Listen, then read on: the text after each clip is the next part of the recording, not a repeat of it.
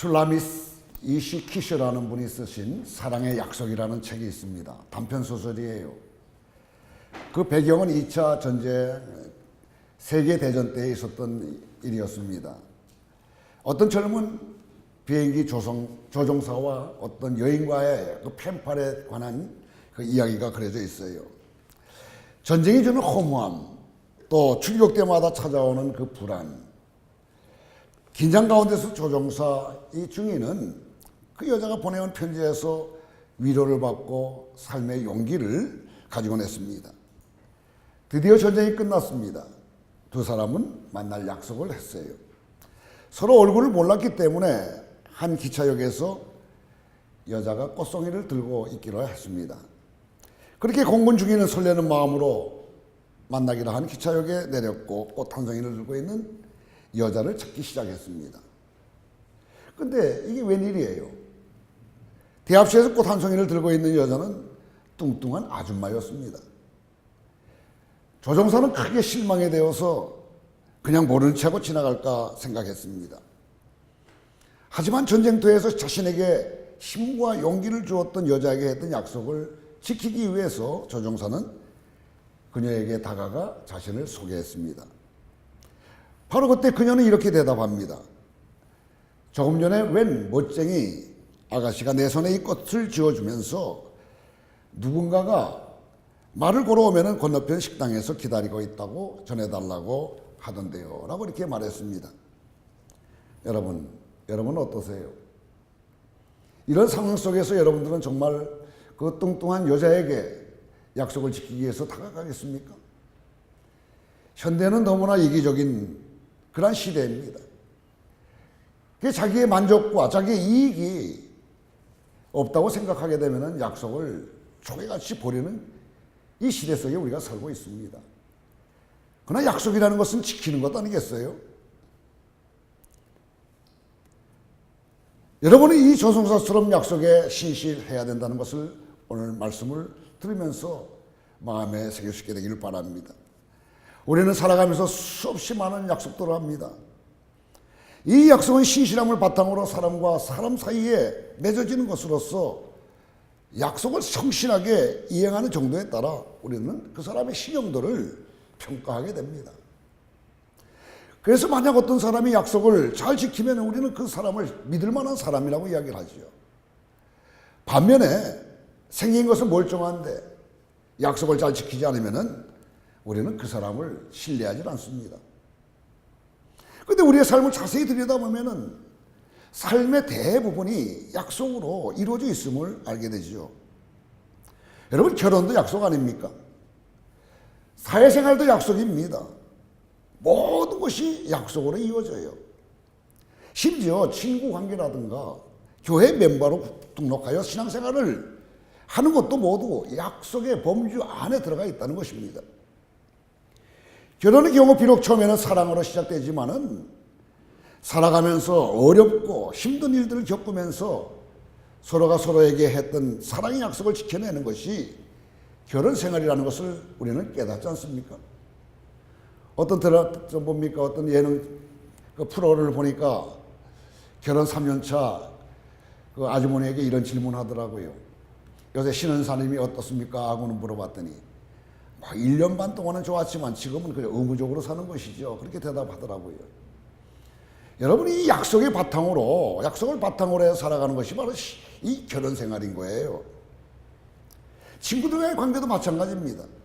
비록 호감으로 시작된 관계라고 할지라도 그들 간에 암암리에 존재하는 약속들을 잘 지키지 못하게 되면은 그 친구과의 관계는 깨어지기 마련인 것입니다. 우리의 삶은 수많은 약속들로 이루어져서 있고 또 그것을 지킬 때에만 순조롭게 살아갈 수 있다는 것은 이미 어린아이들도 다 아는 그런 사실인 것입니다. 그렇기 때문에 우리는 이 약속에 대한 생각을 한 번쯤은 깊이 생각해 보아야 할 것입니다.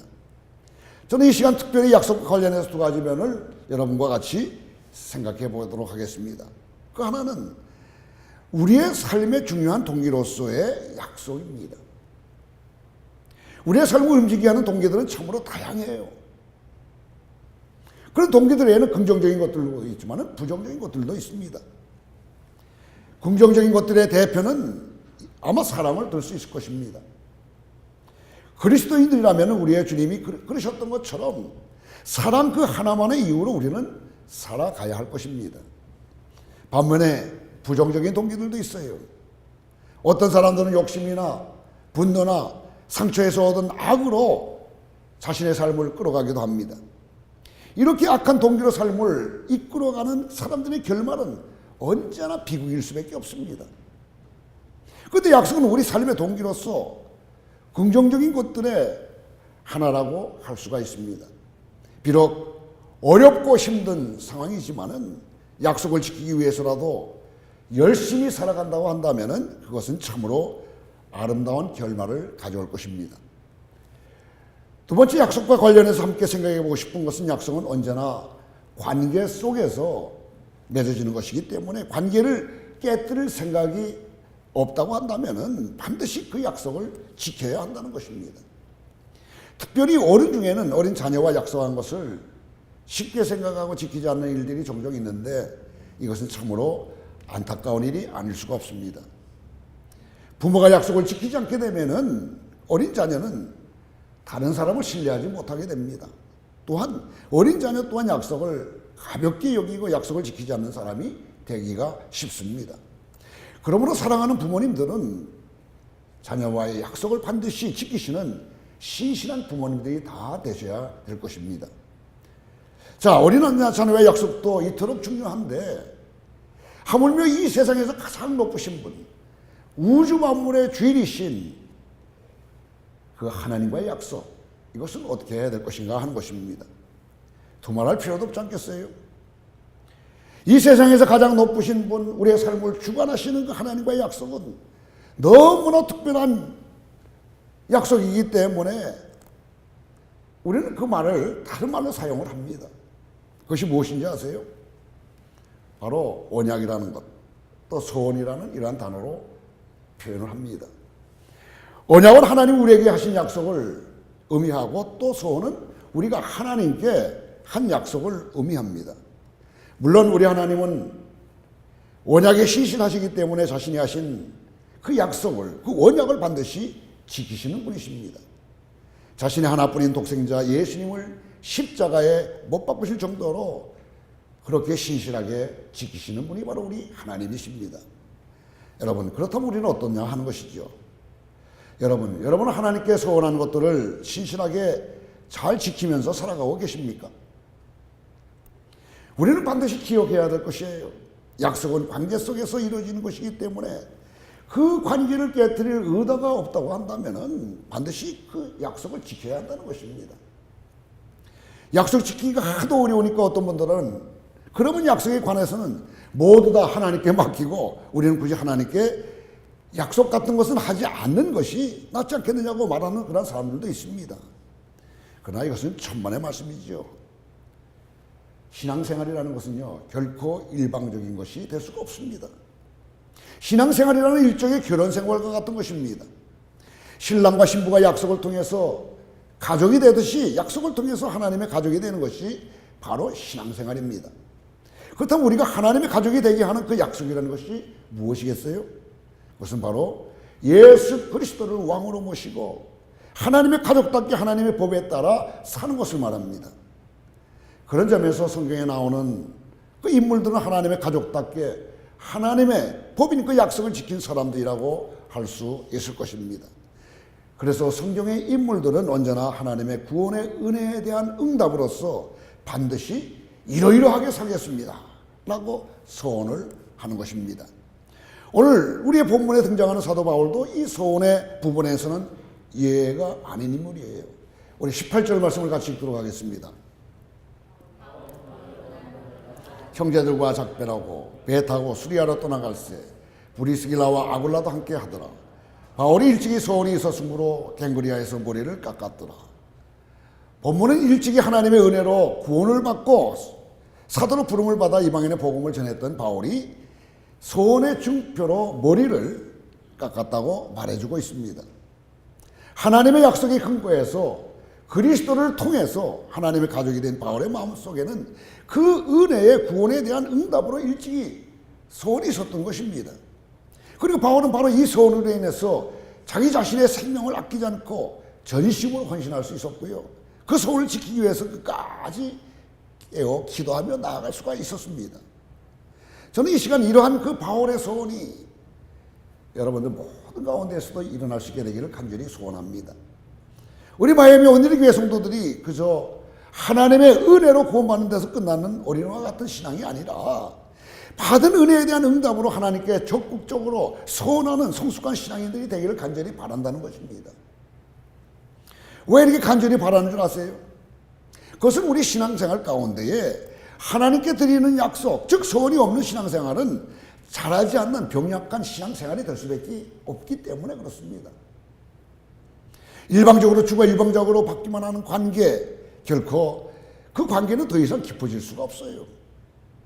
그저 하나님께로 오는 그 은혜만을 받기만 하고 그것에 대해서 전혀 반응하지 않는다고 한다면 우리는 절대로 하나님과의 친밀한 관계를 누릴 수가 없는 것입니다. 하나님과 친밀하지 않게 된다고 한다면 당연히 건강한 신앙생활이라고 말할 수는 없을 것입니다. 정말 친밀한 관계는 주거니 받거니 하면서 서로 응답할 때 주어지는 것 아니겠습니까? 하나님이 주신 은혜에 감사하고 반응하면서 주님을 따르기 위해서 자신의 것을 포기하겠다고 혹은 이런 일들을 꼭 하겠다고 소원하고 그것을 지킬 때에 우리는 더욱 하나님과의 친밀한 관계를 경험할 수가 있는 것입니다. 영국의 엘리자베스 1세 때의 성공적인 무역업자 한 사람이 이 여왕의 부르심을 받았어요. 중요한 대사직을 임명받은 것입니다. 그런 이 커다란 그 영예를 베푼 이 여왕에게 감사했지만은 이 직무를 거둬달라고 요청을 합니다. 여왕이 직무를 거절한 이유가 뭐냐고 물었을 때 그는 자기가 외국에 나가게 되면은 자기의 사업을 기울리 돌볼 수밖에 없기 때문에 그 사업이 어떻게 되겠냐고. 그래서 참 배려해 주시는 것은 감사하지만은 거부했습니다. 그래서 여왕은 다음과 같이 말해요. 그대는 외국에 나가서 나의 일을 보시오. 나는 여기서 당신의 일을 돌봐주겠노라고. 그래서 그 사람은 대사직을 수락하고 외국에 나가서 몇 년 동안 나가 있었습니다. 그리고 무사히 그 직무를 수행하고 돌아왔을 때에 그는 여왕이 약속한 대로 그의 사업을 아주 잘 돌봐준 것을 알게 되었습니다. 여왕과 대해서는 이렇게 서로 약속하고 그것을 지키고 서로에 대해 헌신함으로써 아마 더 깊은 친밀감을 느꼈을 것입니다. 마찬가지입니다. 우리들 또한 하나님과 약속을 하고 그것을 지키는 과정 중에 하나님과 더욱 친밀감을 느낄 수가 있다는 것입니다. 그렇게 되면 우리의 신앙생활은 활기를 얻게 되고 더욱 다이내믹하게 될 것이라는 것이죠. 그러므로 여러분 잘 생각해 보시길 바랍니다. 혹시 내 생활이 활기가 없고 또 점점 무덤덤해지고 신앙의 힘이나 능력 같은 것이 없는지 생각해 보라는 것입니다. 만일 그렇다고 한다면 그때는 진정 하나님의 은혜에 대한 응답을 할 때인 것입니다. 그렇게 되면은 우리의 신앙생활은 활기를 띠고 그렇게 힘차게 더욱 발전해 나갈 수가 있을 것이라는 것입니다. 그러므로 잘 한번 생각해 보시길 바랍니다. 혹시 내 생각에 그러한 그 생활이 무의미하다고 이렇게 생각되는 그런 경우는 없는가? 신앙의 힘이나 능력이 없는 것 혹시 있는지를 한번 확인해 보라는 것입니다. 구원의 은혜에 대한 당연한 반응, 소원이 없이는 결코 우리 신앙생활은 탄력을 받을 수가 없습니다. 그저 받은 은혜만 손에 쥐고 당연한 반응인 소원을 하지 않게 된다면은 상황이나 환경이 조금만 어려워진다고 한다면은 금세 신앙이 흔들리고 하나님께 소원한 생각이 들기 마련이에요. 그러므로 축원합니다. 여러분들은 받은 은혜에 대한 당연한 반응으로서의 그 소원을 하심으로써 더욱 하나님과의 친밀함을 누리심과 동시에 다이내믹한 신앙생활을 누리시기를 주님의 이름으로 축원합니다. 자, 그렇다면 우리는 구체적으로 어떤 소원을 하나님께 드릴 수 있을까요? 우선 소원은 순간적으로 감정적으로 하는 약속이 아니라는 것입니다. 삶 전체를 끌고 나가는 약속이라는 것을 꼭 명심하셔야 합니다. 그렇다고 해서 소원이 꼭 무슨 대단한 엄청난 것들이어야 하지도 않습니다. 아주 작은 것이라도 그것이 하나님의 은혜에 대한 진심 있는 그 응답일 때 그 소원은 참으로 아름다운 소원이 될 수가 있습니다. 가령 어떤 일이 있어도 아이들 앞에서 우리들은 절대로 싸우지 맙시다. 혹은 비난의 말이 아니라 칭찬의 말만 하겠소. 혹은 조국을 생각할 때마다, 북한을 생각할 때마다 그들을 위해서 기도하겠다고, 혹은 하루에 성경을 한 장씩 읽겠다고 등등 소원은 참으로 다양할 수가 있습니다. 여러분, 제 소원은 뭔지 아세요? 제 소원은 최소한 죽어도 하나님의 영광을 가리지 않겠다는 것입니다. 무슨 엄청난 일을 만들어 가지고서 하나님께 영광 돌리지는 못할지언정 최소한 하나님의 영광만은 가리지 않겠다는 것이 저의 소원인 것입니다.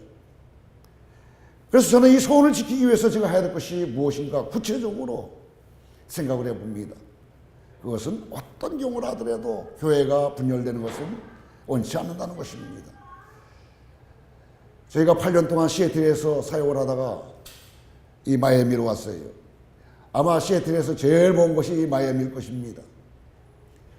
혹시나 그 근방에서 교회를 개척한다고 할 때에 이 교회에 어떤 어려움이 생기지는 않을까 하는 그러한 두려움 때문에 아주 멀리 떠나다 보니까 여기까지 오게 된 것입니다. 여러분, 교회는 어떠한 경우라도 파괴되어서는 아니 됩니다. 분열되어서도 아니 되는 것입니다. 이건 하나님께 영광을 가리는 거예요. 물론 순간적으로 감정적으로 튀어오르는 것들이 왜 없겠습니까만은, 그러나 하나님의 영광을 가리는 일을 하지 않겠다고 하나님께 소원했기 때문에 참고 기도하면서 기다리고 또 기다리고 지금까지 오게 된 것입니다. 여러분, 그리고 또 한 가지는 이 선교에 있어서 그동안에는 이 중남미 아닌 저기 중앙아시아 쪽으로 관심이 있었더랬습니다. 그래서 중국, 우즈베키스탄, 투르크메니스탄 이런 쪽으로 이제 관심을 가지고 그곳에서 선교하러 다녔더랬습니다. 이곳에 와 보니까 너무나 거리가 멀어요. 그래서 이제 언제부턴가 제 마음에 소원이 생겼습니다. 이 중남미를 품고 그곳에 가서 복음을 심자. 지금 중미는 거의 정복돼 가고 있는 것 같아요. 이제 남미 쪽으로 우리가 시선을 돌릴 때입니다. 주님 부르시는 그날까지 이 마음 변치 않고 주님께 약속한 이것을 지키기 위해서 최선을 다할 것입니다. 여러분, 그렇다면 바울의 소원은 무엇이었겠어요? 바울의 경우도 아주 간단합니다. 그것은 평생 땅끝까지 가서 증인이 되겠다는 거예요. 여러분, 사도행전 1장 8절 오직 성령이 너에게만 권능을 받고 예루살렘과 온 유다와 땅까지 이런 데 주인이 되겠다는 이것이 바로 뭔지 아세요? 사도 바울의 소원인 것입니다. 근데 여기서 반드시 짚고 넘어가야 하는 것이 있습니다. 그것은 일단 소원을 했으면은 그것은 반드시 지켜야 한다는 것입니다. 바울의 경우를 보세요. 오늘 말씀을 보면은 바울은 고린도에서 1년 반 동안 복음을 전했습니다. 그런데 1년 반쯤 지난 다음에 갈리오라는 사람이 새로운 총독으로 부임하게 되었어요. 총독이 새로 부임하자 유대인들은 선동을 해서 바울을 재판에 회부했습니다.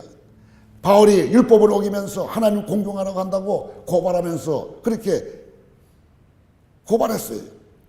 이러한 일은 그동안 마케도니아 지방을 전도할 때 늘 겪었던 일이었습니다. 그동안 바울은 수도 없이 유대인들에게 매를 맞고 억울하게 재판에 회부되어 옥에 갇히는 일에 아주 반복해서 당하고 있었더랬습니다. 그런데 이번에는 사건이 좀 엉뚱하게 풀리는 것을 볼 수 있습니다. 갈리오 총독은 재판을 회부한 유대인들에게 로마 총독으로서 갖고 있는 직책상 괴악한 범죄 행위, 이것은 몰라도 너희들의 종교의 문제라고 한다면 그것은 내 관을 바뀌기 때문에 나는 재판을 하지 않겠다. 딱 잘라서 거절을 했습니다. 총독이 재판을 거기가 가자 소스테네라는 이 회당장이 흥분하면서 소리치면서 난동을 부려요.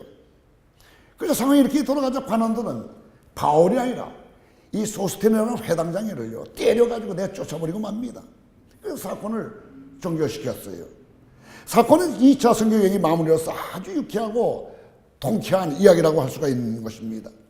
2차 선교 여행, 2차 선교 여행 동안 3년 동안을 그토록 많은 핍박을 받았지만 마지막으로 하나님께서 못 들어지게 바울의 손을 들어주면서 끝났던 것입니다.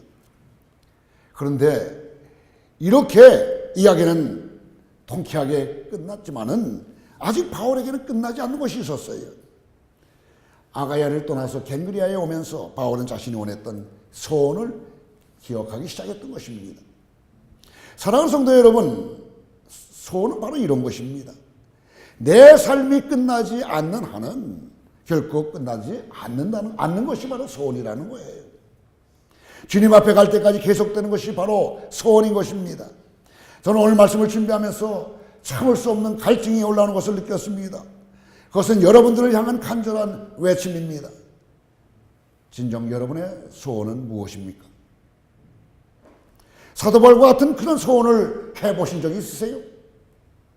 전 생애를 기울여서 주님께 지켜드릴 소원은 갖고 있느냐 하는 것입니다. 오늘 여러분들께 직접 주님은 질문하실 것입니다. 내 살과 피를 다 주었지만은 너는 나에게 무엇을 주었느냐? 진정 여러분은 주님께 무엇을, 어떤 소원을 드리고 계십니까? 혹시 이전에 했던 소원을 잊어버리고 소원을 지키지 않고 살아가고 있지는 않습니까? 그저 마음속으로만 간직하는 것은 결코 소원이 아닌 것입니다. 그것은 일종의 영적인 기만일 뿐입니다. 오직 삶으로, 행동으로, 구체적으로 지켜질 때 그것이 바로 진정한 소원인 것입니다. 바울이 겐그리아에서 머리를 깎은 것은 소원을 지키겠다는 중요한 결단의 행동입니다. 그런데 우리 중에는 이전에 했던 소원이 생각났다면 그것을 지키면 되지 왜 머리를 왜 깎느냐, 이렇게 또 의아스럽게 생각하시는 분들도 계십니다. 그 이유는 그렇습니다. 우리가 소원을 지키기 위해서는 분명 세상과는 구별되게 살 수밖에 없어요. 그러나 우리가 살아가다 보면 우리는 종종 이 소원을 잊어버릴 수 있다는 것입니다. 바울은 바로 이 점을 염두에 두고 자신의 머리를 깎음으로써 자신의 소원을 잊지 않고 반드시 지키겠다는 의지로 머리를 깎았던 것입니다. 다시 말해서 의지의 표현이라고 할 수가 있는 것이겠지요. 소원은 반드시 결단으로 행동에 옮겨집니다. 반드시 소원을 지키겠다는 결단은 곧 자신의 삶을 훈련 모드로 돌려놓게 되어서 시간을 구별하여 말씀과 기도와 봉사하는 데 활용하고 물질을 구별하여 하나님께 드리고 마음을 구별하여 오직 신전하고 순전한 마음을 갖게 하기 위해서 정진하게 되는 것입니다. 그리고 이렇게 소원을 지키는 사람의 삶은 성경의 수많은 인물처럼 그 끝맺음이 아름다운 인생을 살아갈 수가 있을 것입니다. 오늘날 사무실에 페트라는 젊은 여자가 우울한 얼굴로 목사님을 찾아왔어요. 사연인 즉 2년 전에 기도하는 가운데에 선교사가 되기로 소원했지만은 결혼이 더 급하다는 생각이 들어 2년 동안 남편 찾느라고 선교지에 나가지 못했다는 것입니다. 그래서 마음에 언제나 갈등이 있었다는 거예요. 그래서 용기를 내서 목사님께 상담하러 왔다는 것입니다. 목사님은 그 이야기를 듣고 아무 소리도 없이 바로 선교지로 소원한 것을 지키십시오 그랬어요. 괴롭지만 이 자매는 그 목사님의 말씀대로 아프리카로 선교를 떠났습니다. 그런데 거기서 건장하고 아름다운 청년을 만나서 행복하게 살고 있다는 것입니다. 하나님의 구원의 은혜에 대한 당연한 응답으로서의 소원을 아직 한 번도 해보지 않으신 분들은 반드시 하나님께 자신의 인생을 걸고 소원해 보시길 바랍니다. 그렇게 소원하고 지킬 때에 우리는 하나님과의 친밀함 속에서 더욱 기쁨의 신앙생활을 할 수 있을 것입니다. 그리고 이미 소원했던 것들 중 잊어버리고 지키지 못한 것들이 있다고 한다면 반드시 그 소원을 지키시길 바랍니다. 하나님 그 소원을 통해서 여러분들에게 반드시 좋은 것을 주실 것입니다. 우리 주님은 신실한 분이시기 때문에 반드시 약속하신 것은 지키십니다. 이 하나님의 지킴의 그 축복을 여러분 다 받으시면서 하나님의 영광을 위해서 힘쓰는 주님의 자녀들이 다 되시기를 주님의 이름으로 축원합니다. 기도하겠습니다. 사랑하시는 주님, 주님의 구원의 은혜에 대한 당연한 반응인 소원으로 주님과 더욱 친밀한 관계를 맺게 하시고 그 친밀한 관계 속에서 더욱 장성한 신앙생활을 할 수 있도록 우리에게 은혜를 더하여 주시옵소서. 예수님의 이름으로 기도드리옵나이다. 아멘.